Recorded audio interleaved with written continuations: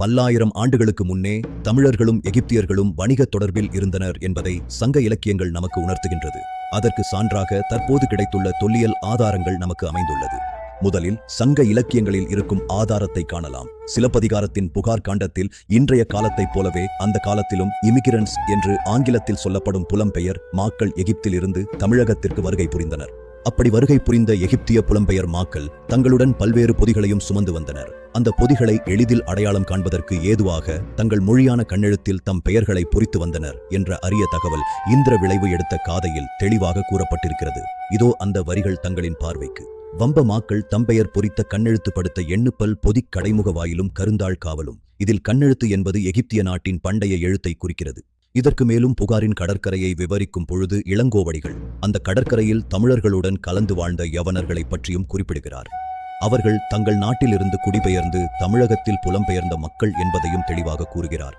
இதோ அந்த வரிகள் தங்களின் பார்வைக்கு. கயவாய் மருங்கிற் காண்போர் தடுக்கும் பயனர வரியா யவனர் இருக்கையும் கலந்தரு திருவிற் புலம்பெயர் மாக்கள் என்று குறிப்பிடுகிறார். இதேபோல் மதுரை காண்டத்தில் கோவலன் மதுரையின் கோட்டைக்குள் நுழையும் பொழுது அங்கே காவல் காத்து நின்று கொண்டிருக்கும் யவன காவலர்களின் சந்தேகத்திற்கு ஆளாகாமல் கடந்து செல்வதாக குறிப்பிடுகிறார். இதோ அந்த வரிகள். கடிமதில் வாயில் காவலில் சிறந்த அடல்வாழ் யவனர் கைராது புக்காங்கு என்று குறிப்பிடுகிறார்.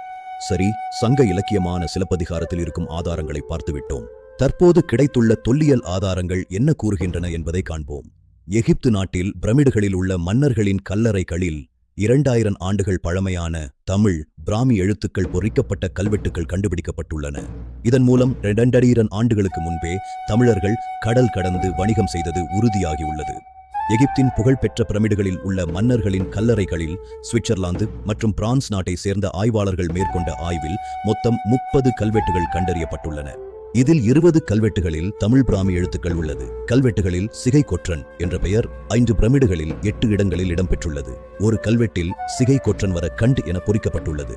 இதன் பொருள் சிகை கொற்றன் இங்கே வந்து பார்த்தார் என்பதாகும். இந்த செய்தி தமிழர்களுக்கு புதிது இல்லை என்றாலும் இது ஒரு சிறந்த கல்வெட்டு ஆதாரமாக கொள்ளலாம். கிரேக்கர்களும் ரோமானியர்களும் தமிழகத்திற்கு வருவதற்கு முன்னே எகிப்தியர்களும் எத்தியோப்பியர்களும் தமிழகத்திற்கு வணிகத் தொடரில் இருந்தனர் என்பதை இது ஆணித்தரமாக உணர்த்துகிறது.